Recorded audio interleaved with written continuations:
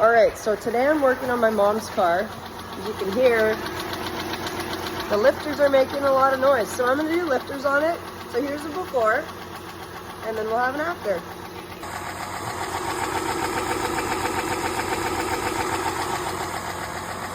All right, here are the rocker shafts. I'm just gonna pull these out, and then the lifters pop into these, and I'll change them all out and put them back in.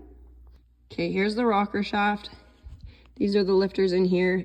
They have these little tops on them that you break off, and then you pull the lifters out. However, this one was already missing, and it's actually sitting down in the cylinder head, and that would be the reason this thing is ticking so bad, because this little top piece has fallen off of it.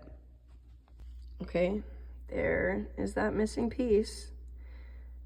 All right, so I'll show you guys. There it is. And now think of all the clearance that that's taken up, where now you don't have this. Now that thing's just hammering away, making all kinds of noise. You know, I started pulling these shafts out, gonna start replacing them.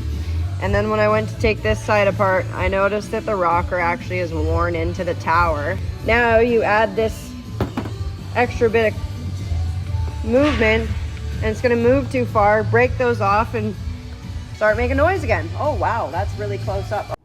Okay, here is the tower or the pedestal, whatever you guys want to call it, but it's worn right out. Had to replace it. Also need to replace the rocker arms because it is impossible to get the lifters out of there. Don't worry, I tried really hard. People say you can do it, but I had no luck. Better off to replace the whole thing. All right, we're back out here working on Mom's hot rod. Look at what came in. Those are those towers. So badly here, okay? Remember, this one was wore in. That's why we needed them. Okay. Pulling out the dowels to take this rocker shaft out, because these dowels go into the shaft. See that little pin there? You push those in. The new ones thankfully come with them. But anyways, those you push in and they hold onto the shaft so it doesn't move. And here's my puller to pull them out. You screw this into the dowel and then you tighten this nut and then it pulls it up. So that's what's happening. Okay, finally time to finish disassembling these now that I got those dowel pins out with my fancy tool. I'm sure Chrysler makes a tool for them, but I don't have it. So sometimes you got to improvise, and it worked. So clean up these shafts, assembly lube. You want to use assembly lube though, because right away things don't get oil, obviously. So for those few seconds, it's good to have some kind of lubrication in there. I decided to put the exhaust rocker shafts together first because they are the ones with the dowels.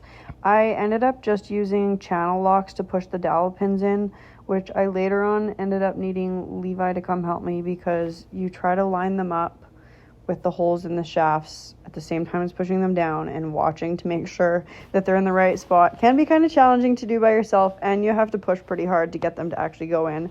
I didn't want to use something like a vise or anything because you don't want to mushroom them, and you also don't want to push them into the wrong spot. So less force for this is better. It's just so you don't wreck anything.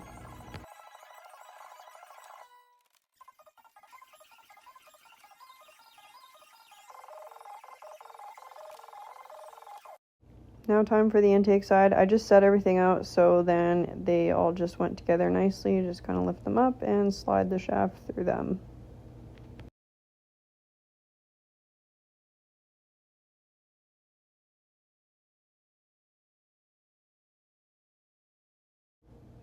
Alright, here's the finished product. I was pretty proud of myself when I finally got this done because it just seemed like one thing after the other. So here it is. I can't wait to install it and get this thing done. Also, just putting it out there that I obviously did all the lifters and rockers, both heads. I'm not going to do one side and not the other, just because if one's worn, the others are too. Getting ready here to install the rocker assemblies back in, and just cleaning up some mating surfaces for the valve cover, and then more assembly lube on tops of the valves, and then also on the camshaft. Rocker assemblies in, and then I just go in and I hand tighten all the bolts, and then obviously go in with a torque wrench and torque them all to spec in the proper sequence.